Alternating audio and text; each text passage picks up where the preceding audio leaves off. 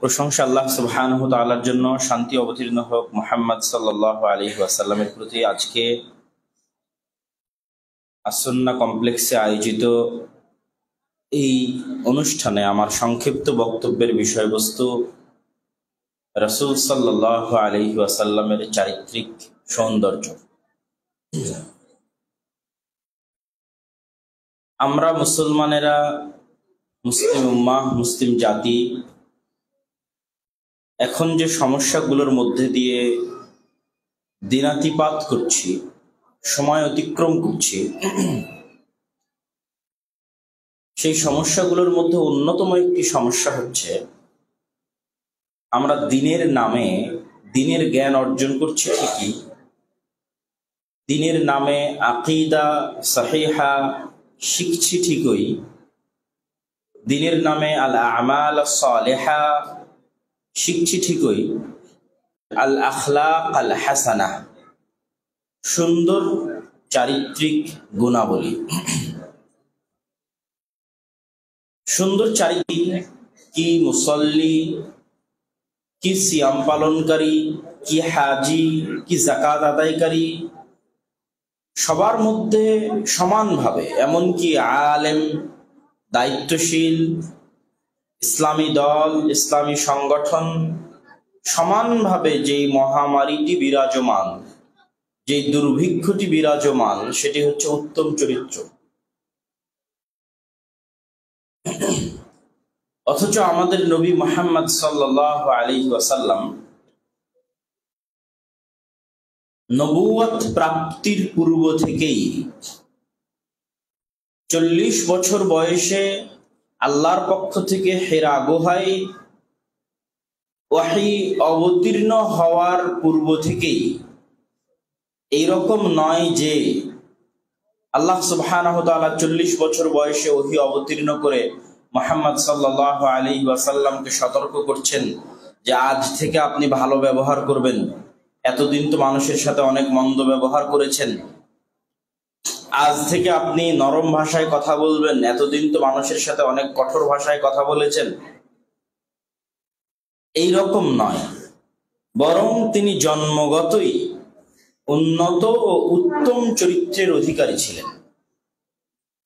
ওয়ালাউ কুনতা ফাদ্দান গালিযাল কলব, যদি আল্লাহ আপনাকে করে দিতেন বা আপনি হয়ে যেতেন কঠোর ও কর্কশ ভাষী এবং শক্ত হৃদয়ের, তাহলে মানুষ আপনার থেকে দূরে চলে যেত, মানুষ ইসলাম গ্রহণ করত না।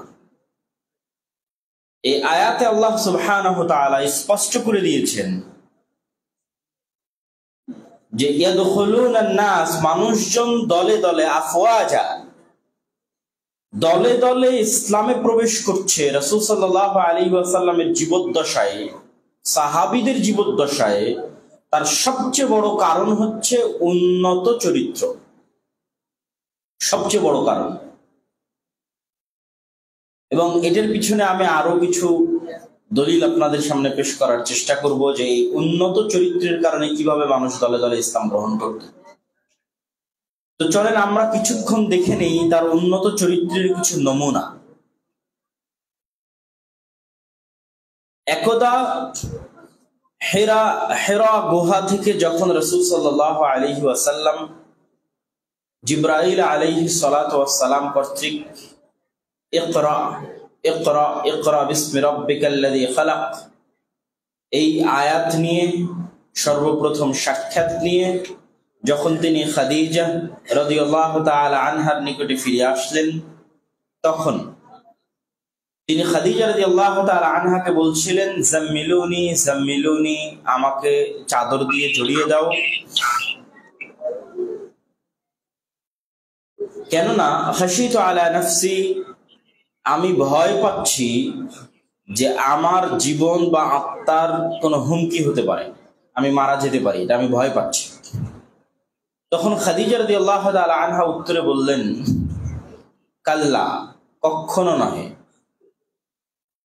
আল্লাহ সুবহানাহু ওয়া তাআলা লা ইখজিকাল্লাহু আবাদা, আল্লাহ আপনাকে কখনোই ক্ষতিগ্রস্ত, অপমানিত করবেন না। কেন ক্ষতিগ্রস্ত অপমানিত করবেন না? এই জন্য যে তাসিলুর রাহিম, আপনি এমন ব্যক্তি যিনি আত্মীয়দের সাথে আত্মীয়তার সুসম্পর্ক রক্ষা করেন। ওয়া তাকরিজ যায়ফ, আপনি এমন ব্যক্তি যিনি বাড়িতে আসা ধনী গরিব যে কোনো প্রকারের যে কোনো মানুষ যে মেহমান হিসেবে বাড়িতে এসেছে তাকে মেহমান হিসেবে মূল্যায়ন করেন। ওয়া তুঈনু আলা নাওয়াইবিল হক, আপনি এমন মানুষ যিনি বিপদগ্রস্ত সমস্যাগ্রস্ত মানুষকে তার বিপদ থেকে উদ্ধারের জন্য সহযোগিতা করেন। ওয়া তাহমিলুল কাল, আপনি এমন মানুষ যিনি যে কোনো ঋণের বোঝায় ঋণগ্রস্ত, ঋণের বোঝায় পিষ্ট, অথবা বাস্তবিক চলার পথে রাস্তায় কোনো বোঝা বহন করতে ক্লান্ত, এইরকম মানুষের বোঝা উঠিয়ে দিতে সহযোগিতা করেন। যদি ঋণগ্রস্ত হয় তাহলে ঋণ পরিশোধে সহযোগিতা করে তার বোঝাটা হালকা করে দেন, অথবা রাস্তায় যদি বোঝা ভারী থাকে যার ফলে সে চলতে পারছে না, তাহলে তার বোঝা শেয়ার করে ভাগ নিয়ে তার বোঝার ভারটা তার উপর থেকে হালকা করে দেন। তো এই গুণগুলোর কথা খাদিজা রাদিয়াল্লাহু তাআলা আনহা বলছেন যে এই গুণগুলো রাসূল সাল্লাল্লাহু আলাইহি ওয়াসাল্লামের মধ্যে আছে নবী হওয়ার পূর্ব থেকেই, জন্মগত। আর এই গুণগুলোর কারণেই মানুষ দলে দলে তার ব্যক্তিত্ব, তার পার্সোনালিটি, তার চরিত্র দ্বারা প্রভাবিত হতো। এমন কোনো মানুষ নাই যে তার সাথে সাক্ষাৎ করে তার চরিত্র দ্বারা প্রভাবিত হয়নি, তার ব্যক্তিত্ব দ্বারা প্রভাবিত হয়নি, তার পার্সোনালিটি দ্বারা প্রভাবিত হয়নি। এবং তার ব্যক্তিত্ব, তার পার্সোনালিটি, তার উন্নত চরিত্র কর্তৃক প্রভাবিত হয়ে মানুষ ইসলাম গ্রহণ করেছে। সম্মানিত উপস্থিতি, যার অসংখ্য অগণিত নজির ইসলামের ইতিহাসে বিদ্যমান। তাহলে রাসূল সাল্লাল্লাহু আলাইহি ওয়াসাল্লামের এই চারিত্রিক গুণাবলীর মধ্যে সবচেয়ে শ্রেষ্ঠ তিনটা গুণাবলী ছিল যেটার দ্বারা তিনি বিখ্যাত হয়েছিলেন নবী হওয়ার আগেই। মানে তার নাম ধাম ছড়িয়ে পড়ে গেছে নবী হওয়ার আগেই, সমগ্র মক্কায় অথবা সমগ্র আরবে, তার তিনটা গুণের কারণে। এক, তিনি ছিলেন সিদ্দিক, সাদাকাতের গুণ তার মধ্যে ছিল, সাদুক, সত্যবাদী। সমগ্র মক্কা জানতো যে অন্য কেউ মিথ্যা বলতে পারে, কিন্তু কে মিথ্যা বলে না? মুহাম্মদ সাল্লাল্লাহু আলাইহি ওয়াসাল্লাম মিথ্যা বলেন না।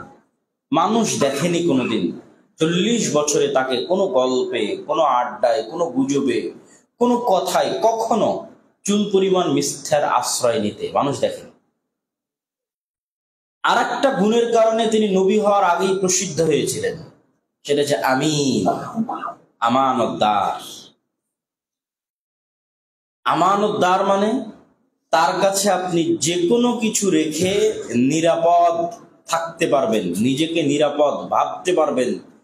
সে জিনিস যত দামি হোক, সে জিনিস যত মূল্যবানই হোক, সেটি ধ্বংস হওয়ার, হারানোর, নষ্ট হওয়ার ভয় থেকে আপনি নিরাপদ। আমিন। এবং আরেকটি জিনিস তার প্রসিদ্ধ হয়ে গেছিল তার নবী হওয়ার আগেই, সেটা হচ্ছে আদালা, ন্যায় পরায়ণতা। হিলফুল ফুদুল গঠনের মাধ্যমে মানুষকে ন্যায় পরায়ণতা দেওয়ার জন্য, সমাজে ন্যায় পরায়ণতা প্রতিষ্ঠা করার জন্য হিলফুল ফুজুল গঠন করা, কিছু বড় বড় মীমাংসায় অংশগ্রহণ করে ন্যায় পরায়ণতা বাস্তবায়ন করা। যেমন হাজরে আসওয়াদের যে বিশাল ঝগড়া গন্ডগোল, যে হাজরে আসওয়াদ যখন তথা কাবাঘর যখন নতুন করে নির্মিত হয় কুরাইশদের সময়, আজকে আমরা কাবাঘরের যে শেপ দেখি, যে আকৃতি দেখি, এটা কিন্তু ইব্রাহিম আলাইহিস সালাতু ওয়াস সালামের আকৃতির উপর নয়। এটা আছে মক্কার কুরাইশ, কুফফার, মুশরিকরা যে আকৃতির উপর তৈরি করেছিল তার উপর। কেন নাই? আপনারা যারা হজ এবং উমরা করতে গেছেন, কাবায় গেছেন, তারা দেখবেন ওই চারকোনা ঘরের সামনে মাজা কোমর বরাবর একটা গোলাকার দেওয়াল, অর্ধবৃত্তাকার একটা দেওয়াল উঠানো আছে, যেটাকে হাতিম এরিয়া হিসেবে সবাই চিনি। তো ওই অর্ধবৃত্তাকার যে গোলাকার দেওয়ালটা আছে, এটাও মূল কাবার পার্ট, যেই কাবা ইব্রাহিম আলাইহিস সালাম তৈরি করেছে। তথা ইব্রাহিম আলাইহিস সালামের কাবা চতুষ্কোণ ছিল না, তার 2 কোণ আর সামনে এরকম গোলাকার।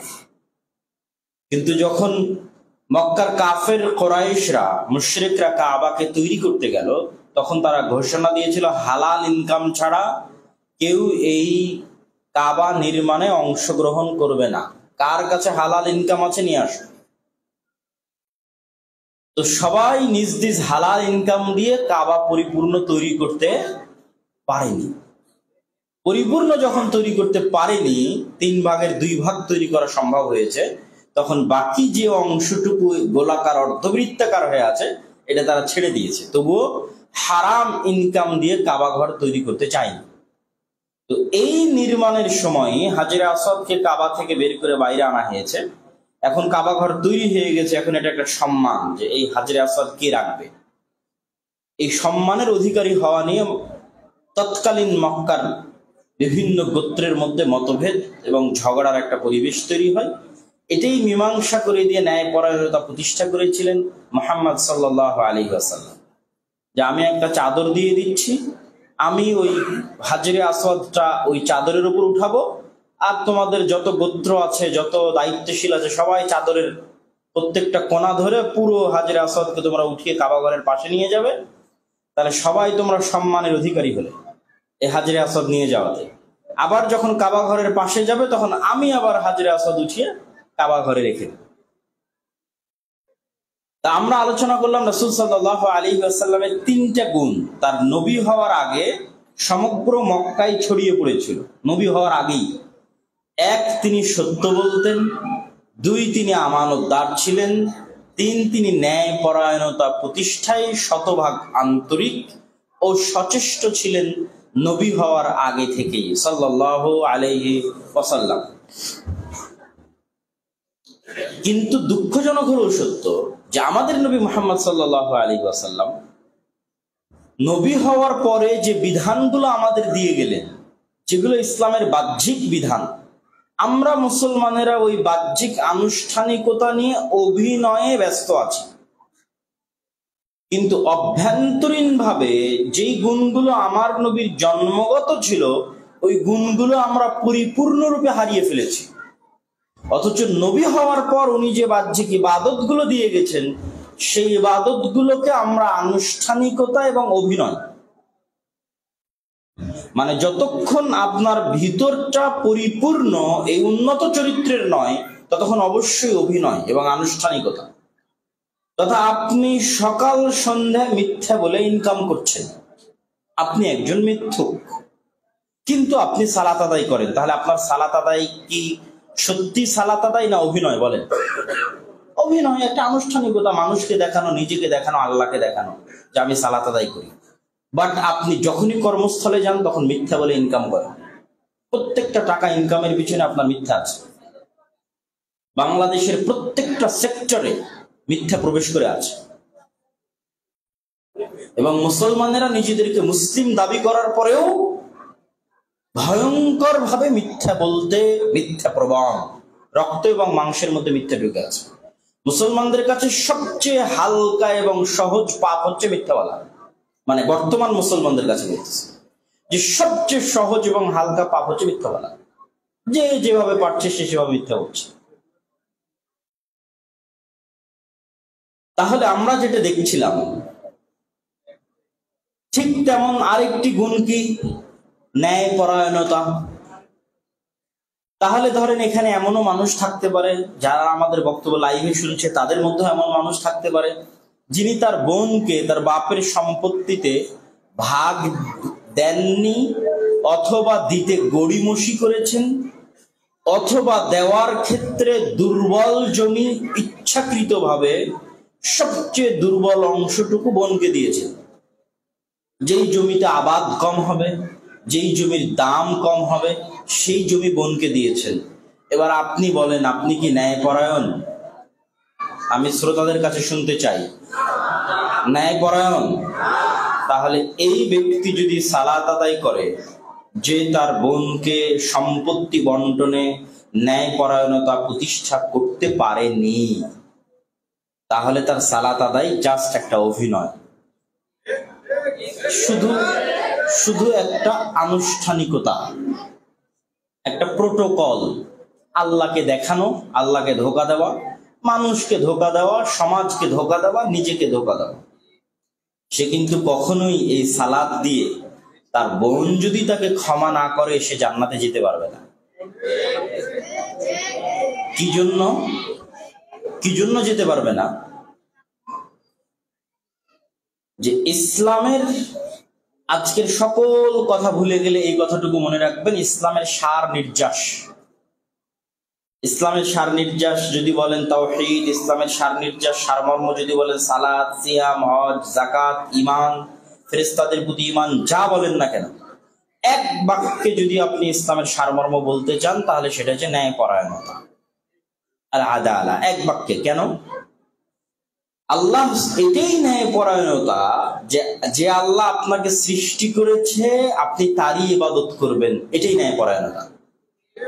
তাহলে যখনই আপনি ন্যায়পরায়ণতাটা ধরে নেবেন তখন আল্লাহ যা বিধান দিয়েছে আপনাকে, সালাতের বিধান দিক, সিয়ামের বিধান দিক, যাকাতের বিধান দিক, সম্পত্তি বন্টনের বিধান দিক, ঈমানের আদেশ দিক, কোনো কাজে নিষেধ করুক, সবকিছু কোন মাপকাঠিতে শতভাগ টিকবে? কোন মাপকাঠিতে বলেন তো? ন্যায়পরায়ণতার মাপকাঠি।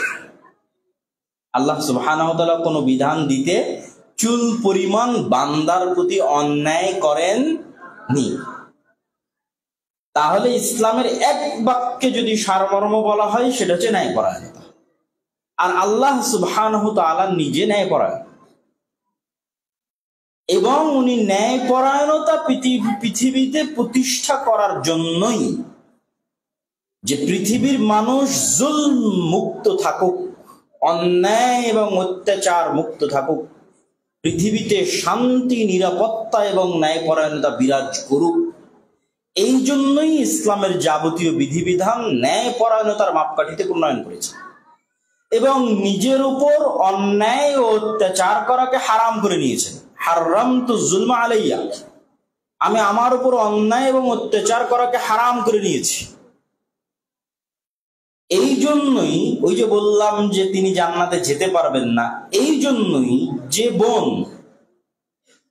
পৃথিবীতে তার আল্লাহ প্রদত্ত ন্যায়পরায়ণতার বিধান পরিপূর্ণভাবে পায়নি, তার সাথে অন্যায় করা হয়েছে, এবং এই ন্যায়পরায়ণতা তাকে কোনো গ্রাম্য সালিশ দিতে পারেনি, এই ন্যায়পরায়ণতা তাকে কোনো রাষ্ট্র দিতে পারেনি, এই ন্যায়পরায়ণতা তাকে কোনো বিচার বিভাগ, আইন, আদালত, high court, supreme court, lower court, জজ কোর্ট কেউ তাকে দিতে পারেনি। এখন এই বোনকে কিয়ামতের মাঠে আল্লাহ যদি ন্যায়পরায়ণতা না দিতে পারে তাহলে আল্লাহ সুবহানাহু ওয়া তাআলা তার দাবিতে মিথ্যুক, বলেন নাউজুবিল্লাহ। আর আল্লাহ সুবহানাহু ওয়া তাআলা সত্যবাদী, আর আল্লাহ সুবহানাহু ওয়া তাআলা ন্যায়পরায়ণতা প্রতিষ্ঠা করবেন, এটাই তার দাবি। তাহলে যে পৃথিবীতে ন্যায়পরায়ণতা পায়নি, ওকে কিয়ামতের মাঠে পরিপূর্ণ ন্যায়পরায়ণতা দেওয়ার জিম্মেদারি কার? আল্লাহ।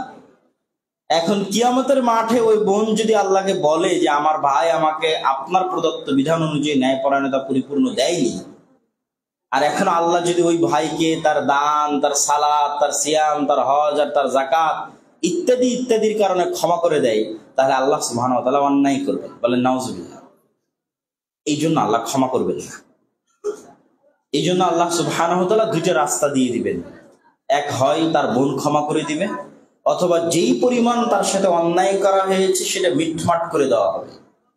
কি পরিমাণ আল্লাহ ন্যায়পরায়ণতা বাস্তবায়ন করবে কিয়ামতের মাঠে? কোন পশু যদি অপর পশুর প্রতি জুলম, অত্যাচার করে থাকে, কোন শিংবিহীন পশুকে কোন শিংওয়ালা পশু যদি অন্যায়ভাবে একটি আঘাত করে থাকে, তাহলে এই অতিরিক্ত আঘাতটুকু আল্লাহ কিয়ামতের মাঠে ওই শিংবিহীন পশুকে শিং দিয়ে পরিপূর্ণ ন্যায়পরায়ণতা বাস্তবায়ন করে দিবেন, বলেন আল্লাহু আকবার।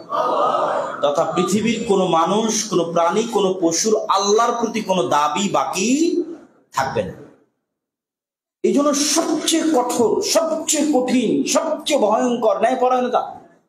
সালাতের গুনাহ আল্লাহ ক্ষমা করে দিতে পারেন, চাইলেই ক্ষমা করে দিতে পারেন, কেন এটা সরাসরি আল্লাহর সাথে সম্পৃক্ত। আরো অনেক গুনাহ আছে যেগুলো হয়তো আমরা করছি, আল্লাহর কাছে ক্ষমা চাইলে আল্লাহ ক্ষমা করে দিতে পারেন।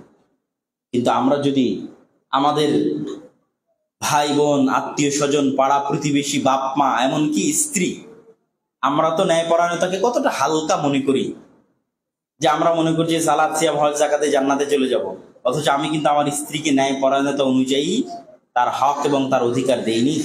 রাসূল সাল্লাল্লাহু আলাইহি ওয়াসাল্লাম কি বলছে, যেমন খাও তেমন খাওয়াও, যেমন পরো পরিধান করো তেমন পরিধান করাও।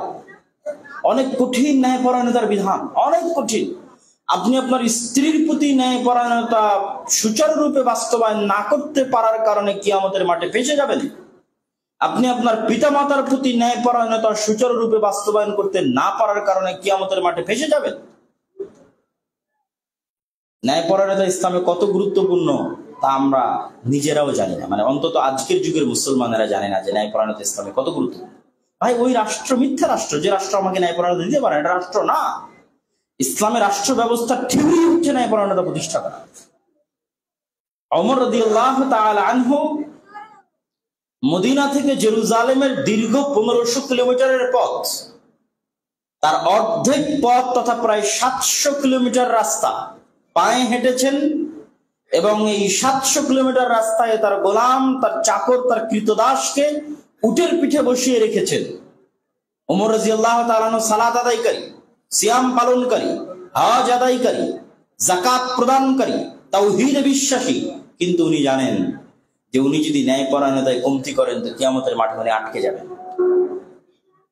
তো শুধু তার গোলামের প্রতি শতভাগ ন্যায়পরায়ণতা ঠিক রাখার জন্য পৃথিবীর মানুষের কাছে একজন শাসক হিসেবে ইসলামে ন্যায়পরায়ণতার কি গুরুত্ব ওমর রাদিয়াল্লাহু তাআলা তার নবীর কাছে শিখেছিলেন, যে ইসলামে ন্যায়পরায়ণতার গুরুত্বটা কি, এটা কিভাবে ওমর রাদিয়াল্লাহু তাআলা তার নবী থেকে ফিল করতেন, যে তিনি 700 কিলোমিটার রাস্তা হাঁটা মেনে নিয়েছেন শুধু ন্যায়পরায়ণতার মাপকাঠিতে নিজেকে শতভাগ ন্যায়পরায়ণ প্রমাণ করতে। বলেন আল্লাহু আকবার। আমি ইংল্যান্ড এবং ইউরোপ সফরের আগে আল্লাহর কসম করে বলছি, যে হাদিসে রাসূল সাল্লাল্লাহু আলাইহি ওয়াসাল্লাম বলেছেন, সাবআতু ইউদিল্লুহুমুল্লাহু ইয়াওমা লা যিল্লা ইল্লা যিল্লুহু, যে 7জন ব্যক্তিকে আল্লাহ কিয়ামতের মাঠে আরশের ছায়া দিবে।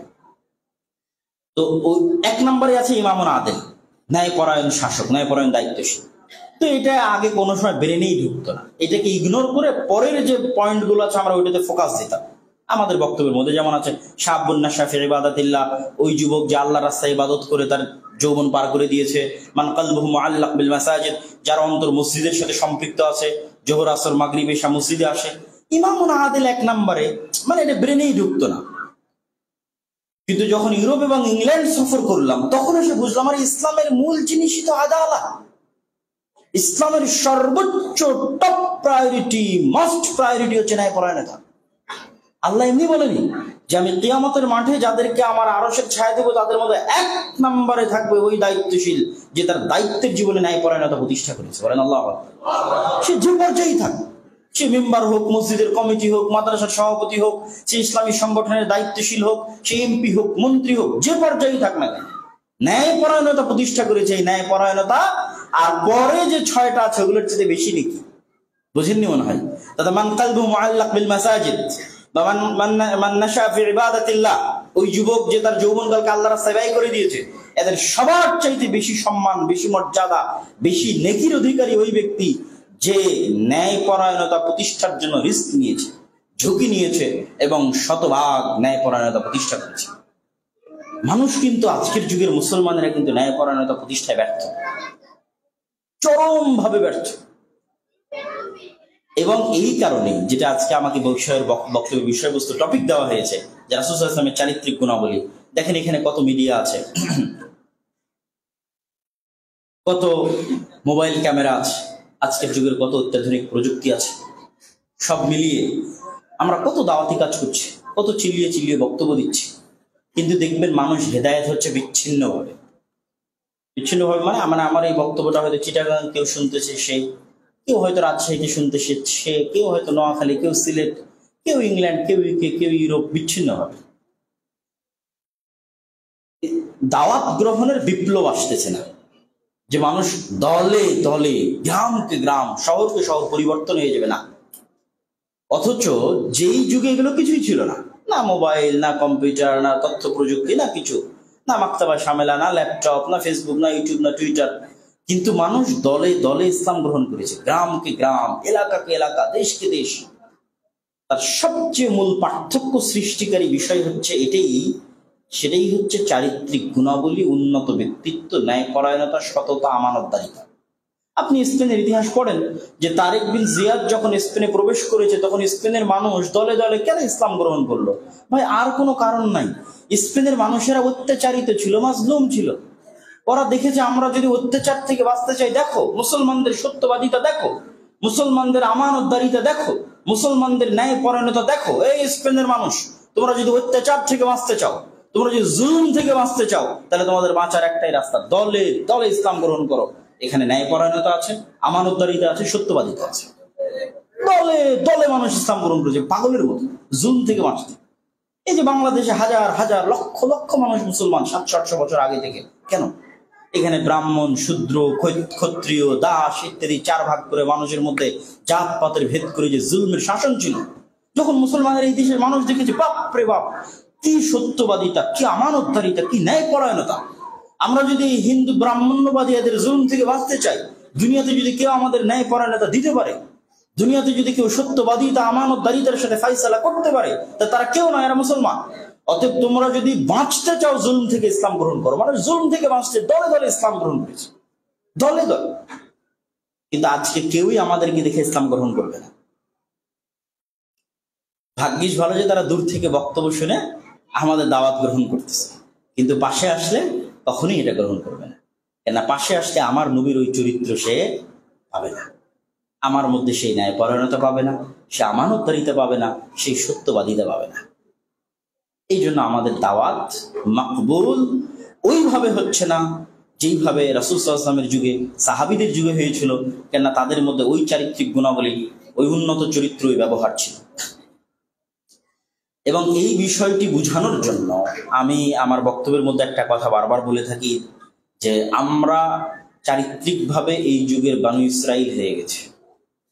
এটা ইদানিং বহু বক্তব্যে আমি বলেছি যে আমরা চারিত্রিকভাবে আমাদের অধঃপতন, এই যুগের আমরা বানু ইসরাইল। মানে আজ থেকে 5000 বছর আগে যে বানু ইসরাইলেরা ছিল, যাদের চারিত্রিক অধঃপতনের কথা আল্লাহ কোরআনে বর্ণনা করেছে, তাদের চারিত্রিক অধঃপতন কিন্তু ওই বেহায়াপনা, বেল্লাপনার অধঃপতন না। বানু ইসরাইলের চারিত্রিক অধঃপতন হচ্ছে মিথ্যা, ধোঁকা, মুনাফিকি, শঠতা, অন্যায়পরায়ণতা। বাস এটাই হচ্ছে বানু ইসরাইলের চারিত্রিক অধঃপতন, যা আল্লাহ কোরআনে বর্ণনা করেছে তার সারমর্ম এটা। আপনি এবং কোরআনের একমাত্র জাতি হচ্ছে বানু ইসরাইল, যাদের বর্ণনা এত বিস্তারিত কোরআনে আছে। আর কোন জাতির এত বিস্তারিত বর্ণনা আল্লাহ কোরআনে দেননি। তার কারণও এটা যে উম্মতে মুহাম্মাদি কোরআন পড়বে, তাদের এই বানু ইসরাইলের ঘটনা থেকে শিক্ষা আছে। কেন? তাদেরও একদিন চারিত্রিক অধঃপতন এরকম হয়ে যেতে পারে, যা অলরেডি আমাদের হয়ে গেছে। আপনারা সূরা বানু ইসরাইল পড়েন, সূরা বাকারা পড়েন, সেগুলোতে দেখেন যে আল্লাহ কিভাবে বানু ইসরাইলদের ঘটনা বলছে। তাদের ধোঁকা, তাদের অসততা, তাদের শঠতা, তাদের মুনাফিকি আল্লাহ বর্ণনা করেছে। অথচ তারা নবীর সন্তান এবং তাদের উপর আল্লাহ অনেক দয়া করেছে, সেগুলো আল্লাহ বর্ণনা করেছে। আমি কি কি দয়া করেছি? আমি তোমাদেরকে ফেরাউনের কবল থেকে বাঁচিয়েছি, আসমান থেকে মান্না এবং সালওয়া খাবার তোমাদের জন্য পাঠিয়েছি, পাথর থেকে ঝর্ণাধারা তৈরি করেছি, সমুদ্রে 12টা রাস্তা তৈরি করেছি, পাথরে 12টা ঝর্ণা তৈরি করেছি, মেঘমালা দিয়ে ছায়া দিয়েছি, ঠিক আছে, তোমাদেরকে জেরুজালেম বিজয়ের সুযোগ দিয়েছি। এগুলো হচ্ছে তাদের উপর আল্লাহর দয়া। আর এর বিপরীতে তারা কি ধরনের শঠতা, মুনাফিকি করেছে? তারা ফেরাউনকে ডুবতে দেখার পরও বলেছে আমরা ঈমান আনবো না যতক্ষণ না আল্লাহকে না দেখব। তারা বাছুরের পূজা শুরু করেছে। তারা বলেছে মুসা, তুমি আর তোমার আল্লাহ গিয়ে যুদ্ধ করো, আমরা বসে থাকবো, যুদ্ধ করতে পারবো না। আল্লাহ যখন তাদের বলেছে তোমরা মাথা নিচু করে প্রবেশ করো, তারা পিছন আগে দিয়ে মাথা উঁচু করে প্রবেশ করেছে। আল্লাহ বলেছে তোমরা হিত্ততন বলো, ওরা পাল্টিয়ে দিয়ে বলেছে হিন্ততন। আল্লাহ বলেছে শনিবারের দিন মাছ ধরিও না, ওরা শনিবারের দিন মাছ আটকে রেখে রবিবারের দিন ধরেছে। মানে প্রত্যেকটা ধাপে ধাপে মুনাফিকি করেছে, ধোঁকা দিয়েছে, মিথ্যা বলেছে। এবার ওদের চরিত্রের সাথে আমাদের চরিত্র মিলাম, যে ওই হাজী সাহেব যিনি অন্যায়ভাবে আরেকজন মানুষের ঘুষের মাধ্যমে হোক, সুদের মাধ্যমে হোক, ধোঁকা দিয়ে হোক, মিথ্যা বলে হোক, আরেকজনের সম্পদ এবং টাকা পয়সা লুট করে নিয়ে উনি হজ করতে গেছে। এরকম আছে না? নাই আছে। তাহলে উনি কি বানু ইসরায়েলের চেয়ে কম ধোঁকাবাজ না বড় ধোঁকাবাজ? বড় ধোঁকাবাজ। সে নিজেকেও ধোঁকা দিচ্ছে, মানুষকেও ধোঁকা দিচ্ছে, আল্লাহকেও ধোঁকা দিতে চাচ্ছে, কিন্তু আসলে এটা প্রকৃত অর্থে সে নিজেকে ধোঁকা দিচ্ছে। এই জন্য আমি বলেছি যে আমাদের স্বভাব চরিত্র ওই সত্যবাদিতা, আমানতদারিতে, ন্যায়পরায়ণতার মাপকাঠিতে এত নিচে নেমে গেছে যে আমরা এই যুগের স্বভাবে চরিত্রে বানু ইসরায়েল হয়ে গেছে। এই জন্য আমাদের গোলামিটাও ওই লেভেলে চলে গেছে। আশ্চর্য হবে যে বানু ইসরায়েলের গোলামি যেই লেভেলে গেছিল, আমাদের গোলামি ওই লেভেলে গেছে। বানু ইসরায়েলের সন্তানদের ফেরাউন প্রকাশ্যে জবাই করতে, ইযাববিহুনা আবনাআকুম ওয়া ইস্তাহয়ুনা নিসাআকুম ওয়া ফি যালিকুম বালাউম মির রাব্বিকুম আযীম। তো আমাদের সন্তানদেরকে কি প্রকাশ্যে জবাই করা হচ্ছে না ভাই? অন্তত ফেরাউন তো তাও 2-10 জন বা 5 জন মানুষের সামনে হয়তো জবাই করত, আর এখন তো BBC, CNN, Al Jazeera, Facebook, Twitter, YouTube, Instagram, সারা পৃথিবীর কোটি কোটি মানুষের সামনে ইসরায়েল প্রকাশ্যে ফিলিস্তিনের মাটিতে হাজার হাজার বানু ইসমাইলের সন্তানদের জবাই করতেছে, হত্যা করতেছে। তাহলে ওই যুগে বানু ইসরায়েলদের গোলামির লেভেল যে জায়গায় গেছে, আমাদের গোলামির লেভেলও কিন্তু ওই জায়গায় পৌঁছে গেছে।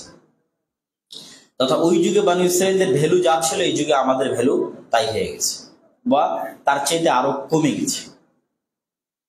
যেটা বলছিলাম আর কি, যে এই যে সত্যবাদিতা, আমানতদারিতা এবং ন্যায়পরায়ণতার যে 3টা গুণ আল্লাহর নবীর মধ্যে বেশি প্রসিদ্ধি লাভ করেছিল তার নবুয়ত হওয়ার আগেই, তিনি নবী হওয়ার আগেই, তো সেই 3টা গুণের আরেকটা গুণ আমি একটু তুলনা দিয়ে বুঝাই, যে সত্যবাদিতা।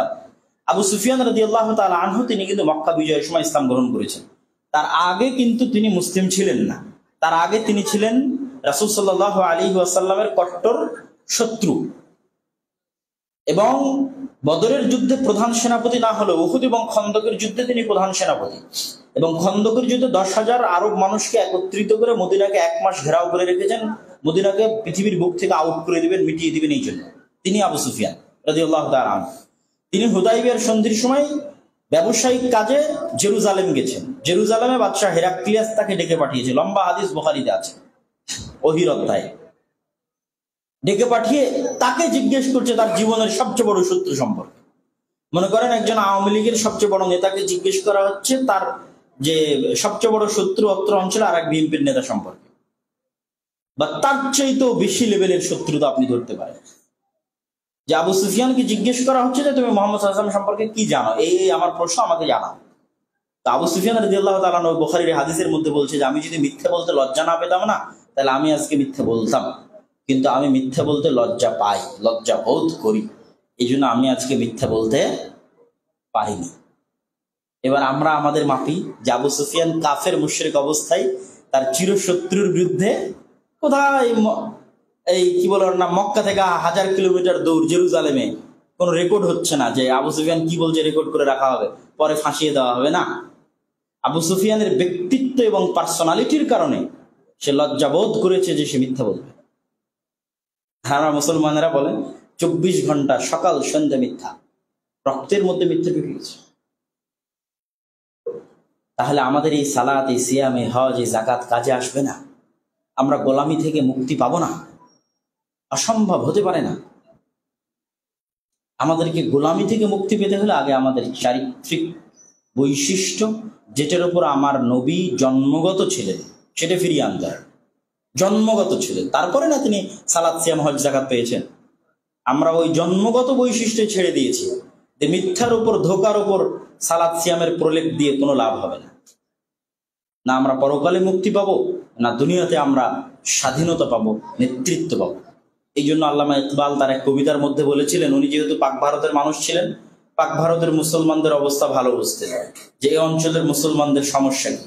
তো উনি ওনার কবিতার মধ্যে বলেছেন, সাবাক ফির সে পড় সাদাকাত কা, শুজাআত কা, আদালত কা, লিয়া জায়েগা তুঝসে কাম, দুনিয়া কি ইমামত কা। মুসলমানরা তোমাদের মধ্যে সব আছে, এমন অনেক গুণাবলী আছে যেগুলো পাশ্চাত্যে নাই,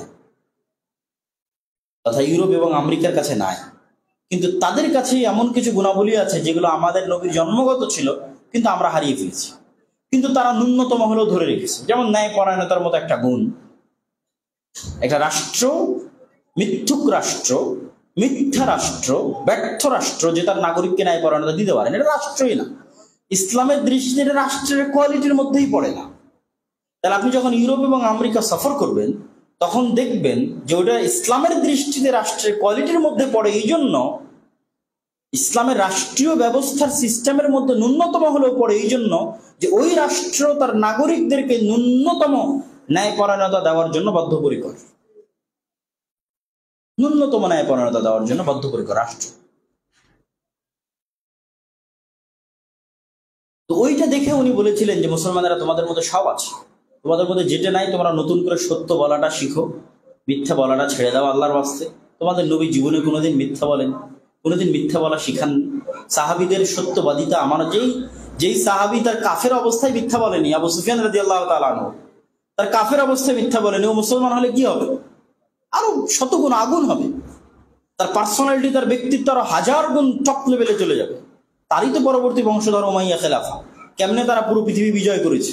এমনি বিজয় করেনি, ওই সত্যবাদিতা, আমানতদারিতা, ন্যায়পরায়ণতার উপর কঠোর কঠিন থাকার জন্য তারা সমগ্র পৃথিবী, অর্ধেক পৃথিবী বিজয় করে ফেলেছে অল্প সময়ের মধ্যে। খালি এই কয়েকটা নেতৃত্বের বৈশিষ্ট্যের সর্বোচ্চ লেভেলের গুণাবলী, তারা তো কাফের অবস্থাতে মিথ্যা বলে। তা তোমাদের মধ্যে যে গুণগুলো নাই, কি তোমরা নতুন করে সত্য বলা শিখো, নতুন করে ন্যায়পরায়ণতা প্রতিষ্ঠা করা শিখো। দেখেন, আপনি ইসলামী দলে যান, ইসলামী সংগঠনে যান, মাদ্রাসায় যান, মসজিদে যান, আলেম ওলামার কাছে যান, সালাত সিয়াম হজ যাকাত সবই পাবেন, ন্যায়পরায়ণতা পাবেন না। 90% ইসলামিক দল এবং ইসলামিক সংগঠনে পদায়ন হয় চামচামির ভিত্তিতে। 90% ইসলামিক দল, ইসলামিক সংগঠন কোথাও ন্যায়পরায়ণতার ভিত্তিতে পদায়ন হয়। তাহলে এরা কি করে দেশ চালাবে বলেন? কেমনে দেশ চালাবে? দেশ চালানোর ন্যূনতম যোগ্যতা তো তাদের মধ্যে নেই, তাহলে দেশ চালাবে কেমনে? এটা খুবই ভয়ঙ্কর জিনিস। ন্যায়পরায়ণতা আমাদের দেশে তো খুবই ভয়ঙ্কর জিনিস। এই জন্য আমরা যতই জালসা করি, সম্মেলন করি, যাই করি, এগুলোর দিন শেষে ফলাফল হচ্ছে জিরো, যদি না আমরা এই উন্নত বৈশিষ্ট্য, নেতৃত্বের এই গুণাবলীগুলো আমাদের মধ্যে না নিয়ে আসতে পারি। তোমরা ন্যায়পরায়ণতা শিখো, সত্য বলা শিখো, আমানতদারিতা শিখো। তারপর আমার বক্তব্য শেষের দিকে চলে যাই, লম্বা করব না। ফিরআউনের মতো কাফেরের সাথে ভালো ব্যবহারের জন্য আদেশ আল্লাহ সুবহানাহু ওয়া তাআলা মুসা আলাইহিস সালামের মতো নবীকে দিয়েছেন। ফিরআউনের মতো কাফেরের সাথে কালামান লাইয়িন, নরম ভাষায় কথা বলার আদেশ আল্লাহ দিয়েছেন মুসা আলাইহিস সালামের মতো নবীকে। আর আমরা কি হয়ে গেলাম যে আমরা আমাদের মুসলিম ভাই যে এখনো কাফের হয়নি, হয়তো ভুলবশত কোনো বেদাতের মধ্যে আছে, তার সাথে আমরা কি ভাষায় কথা বলছি, কি বাক্য ব্যবহার করছি আমাদের বক্তব্যের মধ্যে, আমাদের আলোচনার মধ্যে, আমাদের চলাফেরার মধ্যে। তাহলে এটা কখনোই আল্লাহ এবং আল্লাহ রাসূলের দাওয়াতেই উসলুব নয়, চারিত্রিক বৈশিষ্ট্য নয়। আপনি যদি দেখতে চান যে আল্লাহ কিভাবে মুখালিফিনদের দাওয়াত দেয়, মানে আল্লাহ কিভাবে ইসলামের যারা শত্রু তাদেরকে দাওয়াত দেয়, কিভাবে কোরআনে দেখতে পাবেন। কোরআনে যান, আল্লাহ সুবহানাহু ওয়া তাআলা নিজে কিন্তু ইহুদিদেরকে বলেছেন যে এরা হচ্ছে অভিশপ্ত, কিন্তু আবার ওদেরকে যখন দাওয়াত দিতে গেছেন, আল্লাহ দাওয়াত দিচ্ছেন ডাক দিয়ে, তখন বলেছেন ইয়া বানি ইসরাঈল আযকুরু নি'মাতি আল্লাতী আন'আমতু আলাইকুম। তখন আর বলেন এই অভিশপ্তরা, তোমরা আমার নবী মুহাম্মদকে মানো না, সম্মান দিয়েছেন। ডাকার সময় সম্মান, ইয়া বানি ইসরাঈল, তোমরা ইয়াকুবের সন্তান আলাইহিস সালাতু ওয়াস সালাম, আমি তোমাদেরকে এই এই এই এই দয়া নিয়ামত দিয়েছি, তোমরা আসো, তাআলা ইলা কালিমাতিন সাওয়া'আন বাইনানা ওয়া বাইনাকুম। অনেক নম্র এবং পোলাইটনেসের সাথে আল্লাহ দাওয়াত দিয়েছে। যখন আল্লাহ খ্রিস্টানদের দাওয়াত দিয়েছে, খ্রিস্টানদেরকে আল্লাহ কোরআনে বলেছে জালিম, পথভ্রষ্ট, কিন্তু দাওয়াত দেওয়ার সময় কখনোই বলেনি যে পথভ্রষ্টরা আসো। দাওয়াত দেওয়ার সময় বলেছে ইয়া আহলাল কিতাব, হে কিতাবের অধিকারীরা, আমি তোমাদেরকে তাওরাত দিয়েছি, ইনজিল দিয়েছি, জাবুর দিয়েছি। সম্মান, যাদেরকে আল্লাহ কিতাব দিয়েছে এটা তাদের জন্য সম্মান। ইয়া আহলাল কিতাব, হে কিতাবের অধিকারীরা, সম্মান। তারপর আল্লাহ সুবহানাহু ওয়া তাআলা যখন মুশরিক সহ দুনিয়ার আর সকল মানুষকে, মাজুসি সহ, অগ্নি পূজক সহ সবাইকে দাওয়াত দিয়েছেন, তখন যেটা সর্বশ্রেষ্ঠ সম্মান সেটা দিয়ে দাওয়াত দিয়েছেন, সেটা হচ্ছে ইয়া আইয়ুহান নাস, ইয়া ইবাদি, হে মানুষ, হে আদমের সন্তান, হে আমার বান্দা। একটা মানুষের সর্বোচ্চ সম্মান হচ্ছে সে আদমের সন্তান। মানে সে ডোম হোক, চামার হোক, মেথর হোক, মুচি হোক, তাকে আপনি কোন দৃষ্টিতে দেখেন, কোন জায়গায় জব করে, সমাজের কি পর্যায়ে আছে, এগুলো আল্লাহর কাছে ধর্তব্য না। আল্লাহর কাছে ধর্তব্য সে কার সন্তান? আদমের সন্তান। এটা সম্মান। ও মুচি হলো আদমের সন্তান, মেথর হলো আদমের সন্তান, ও ডোম চামার হলো আদমের সন্তান, ও রিক্সা চালক হলো আদমের সন্তান, ও সুইপার হলো আদমের সন্তান। ও যদি ব্রাহ্মণ হয় তো আদমের সন্তান, ও যদি ক্ষত্রিয় শূদ্র দাস কৃতদাস বাড়ির চাকর গোলাম হয় তো আদমের সন্তান। এর চেয়ে আর কি সম্মান দিয়ে আল্লাহ ডাকবে? ইয়া আইয়ুহান নাস, হে মানুষেরা, ইয়া ইবাদি, হে আমার বান্দা। তাহলে আল্লাহ সুবহানাহু ওয়া তাআলার দাওয়াতি পদ্ধতি দেখেন কোরআনের মধ্যে, যে আল্লাহ কি ধরনের ভালো ব্যবহার করে ইহুদিদের দাওয়াত দিচ্ছেন, কি ভালো ব্যবহার করে খ্রিস্টানদের দাওয়াত দিচ্ছেন, কি ভালো ব্যবহার করে মুশরিকদের দাওয়াত দিচ্ছেন, আর আমরা আমাদের মুসলমান ভাইদেরকে কি ভাষা আর কি ব্যবহার করে দাওয়াত দিচ্ছি। আল্লাহুল মুস্তাআন। সম্মানিত উপস্থিতি, আমি আমার বক্তব্য দীর্ঘায়িত করতে চাই না। রাসূল সাল্লাল্লাহু আলাইহি ওয়াসাল্লামের চারিত্রিক গুণাবলী বলে শেষ করা সম্ভব না। আমি একটু এদিক ওদিক থেকে যতদূর পারলাম ততদূর সারমর্ম পেশ করার চেষ্টা করলাম। আর তার চারিত্রিক গুণাবলীর উপর আলোচনা এরকম ঘন্টার পর ঘন্টা করা যাবে। তিনি পৃথিবীর সবচেয়ে উন্নত চরিত্র, সবচেয়ে উন্নত ব্যক্তিত্ব, সবচেয়ে উন্নত পার্সোনালিটির অধিকারী একজন নেতা ছিলেন, সৎ, ন্যায়পরায়ণ এবং আমানতদার ছিলেন। এবং এই কারণেই তার পরবর্তী অনুসারী এবং সাহাবায়ে কেরাম অল্প সময়ের মধ্যে সারা পৃথিবী বিজয় করে নিয়েছিল। আজ আমরা গোলাম আছি ওই মৌলিক চারিত্রিক উন্নত গুণাবলীগুলো ছেড়ে দেওয়ার জন্য। সেটার দিকে আমাদের ফিরে যেতে হবে। আর বক্তব্য শেষের দিকে যেটা নিয়ে আমি কাজ করছি, যেটা না বললেই নয়, যেটা এখন আমাদের জীবন মরণের একটা যুদ্ধ, সেটা হচ্ছে মসজিদ ভিত্তিক দ্বীন শিক্ষা। এটা নিয়ে সমগ্র দেশে আমরা দাওয়াতি সফর দিচ্ছি, সচেতনতা তৈরি করার চেষ্টা করছি।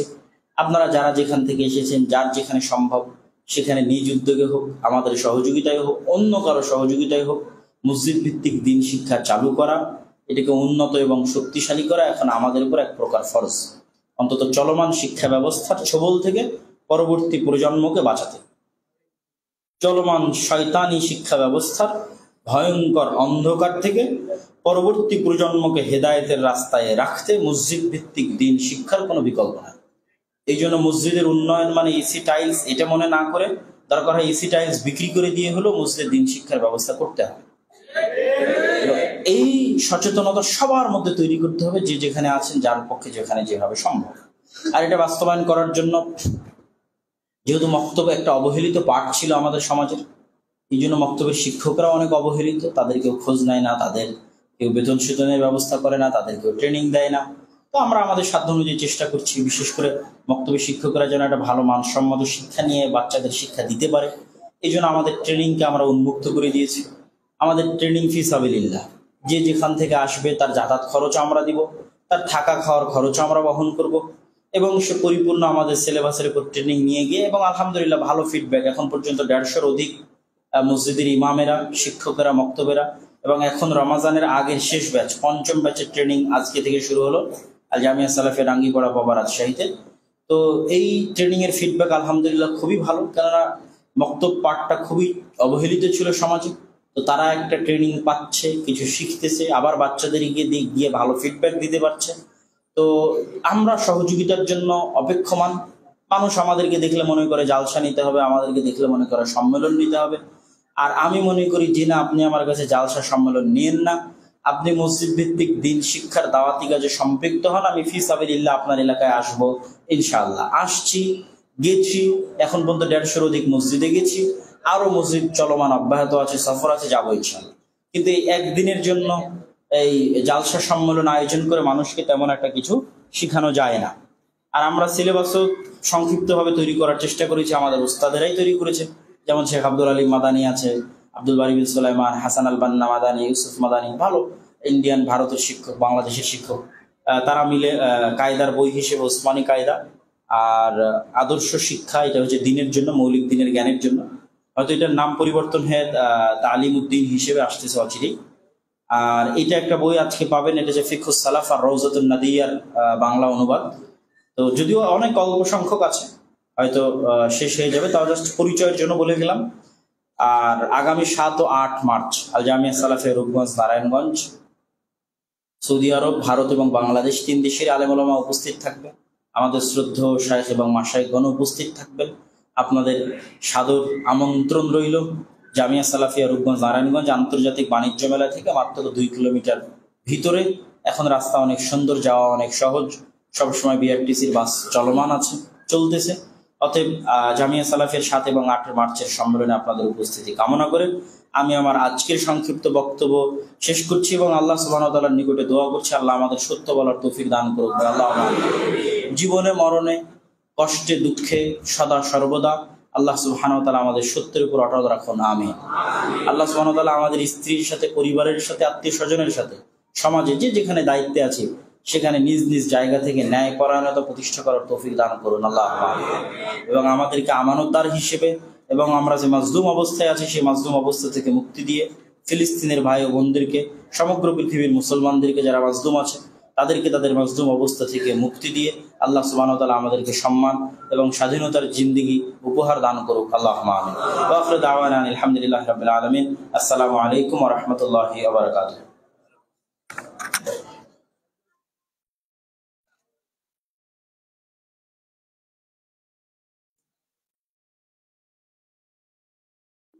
জাযাকাল্লাহু খাইরান লিফাদিলাতি শেখ আব্দুল্লাহ বিন আব্দুর রাজ্জাক মাদানী হাফিজাহুল্লাহ। আল্লাহ তাআলা শেখের ইলমে এবং হায়াতে বরকত দান করুন, আমিন। এবং উম্মার জন্য যে ফিকির, সে ফিকির যেন উনি ওনার জীবদ্দশায় বাস্তবায়ন করে যেতে পারেন, আল্লাহ তাআলা তৌফিক দান করুন, আল্লাহুম্মা আমিন।